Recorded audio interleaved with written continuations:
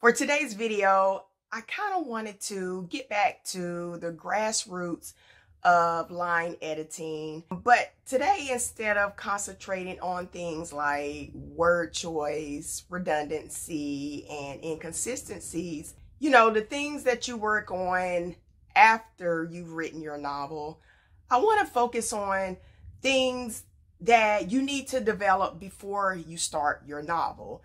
And a lot of these things are issues that I find with books when I am reviewing them. A lot of those times when I am ranting about what could have made the book better.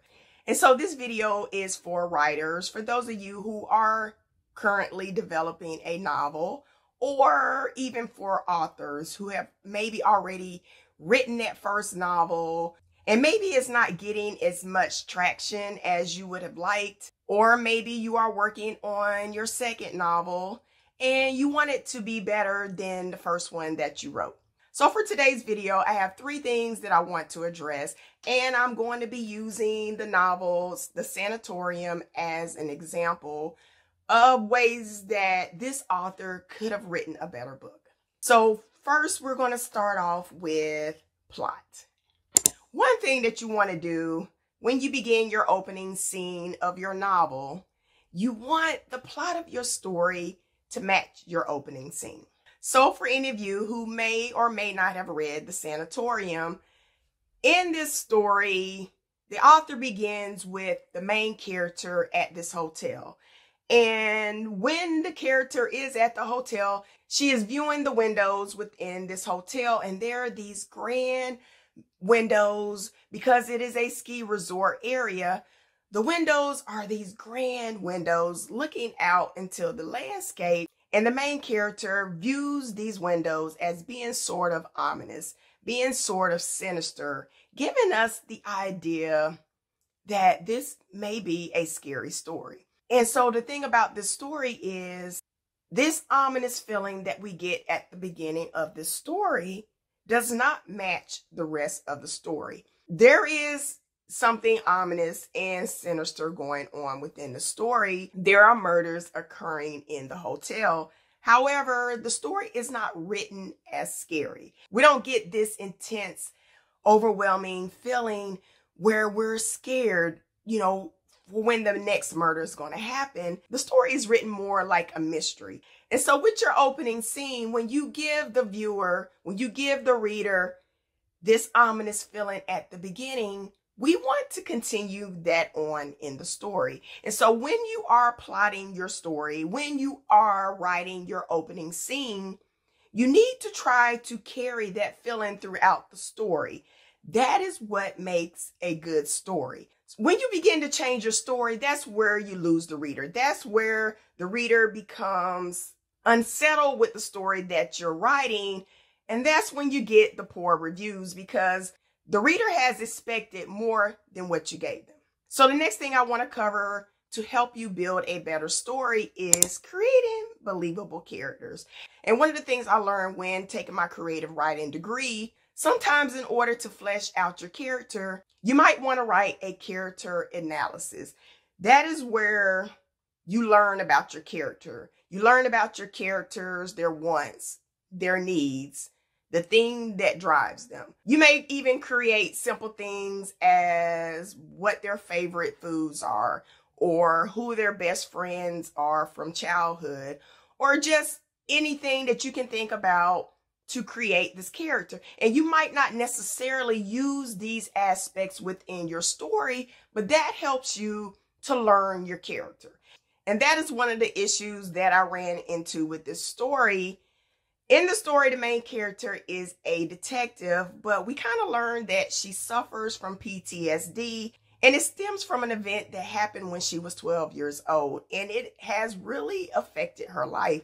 I kind of find it hard to believe that a detective who has risen through the ranks and is someone who has done pretty well in her career would become a detective when she's been suffering from this issue since the age of 12. So much so in this story, when she's at the hotel and these murders are occurring, no one has any faith in her.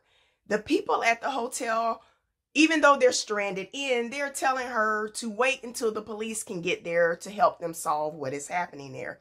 And so that, to me, is not a believable character. That is not someone that I want handling anything that's going on in my life. I'm not saying that your character can't have flaws, because those make the perfect characters. Characters with flaws are the best characters ever. You don't want a perfect character. That's not going to be a good story, unless, of course, you're writing a children's novel. But if you're writing fiction and it's drama, it's mystery, it's horror, you want there to be some flaws in your character.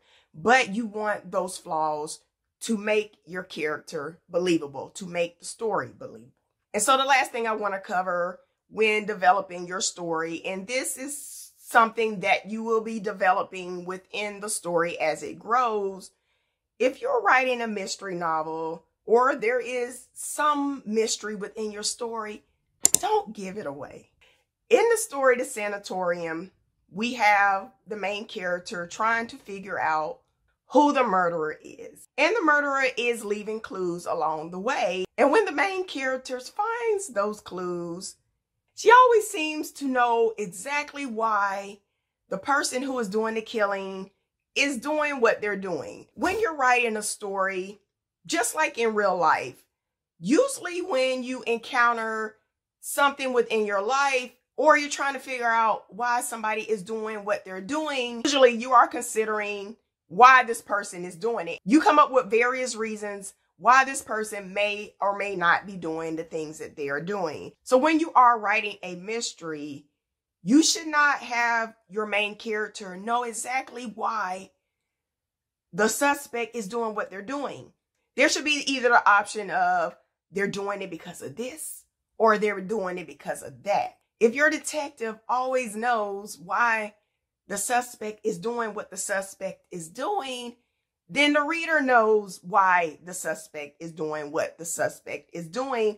And we are figuring out the story before the main character does. You do not want your reader finishing a book and leaving a review saying, I already knew what was happening. I already knew what was going to happen. I knew from the first couple of pages who the murderer was. That is not what you want. Those are going to give you poor reviews.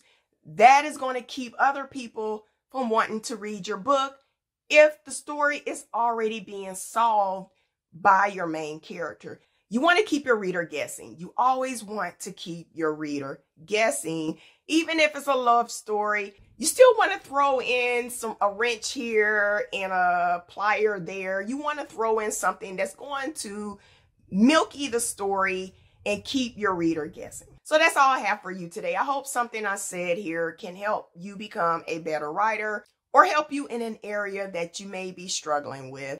And as long as I am reading and reviewing books that I am not liking so much, then I will have plenty of material for making more of these videos. So until next time, you guys take care and stay safe.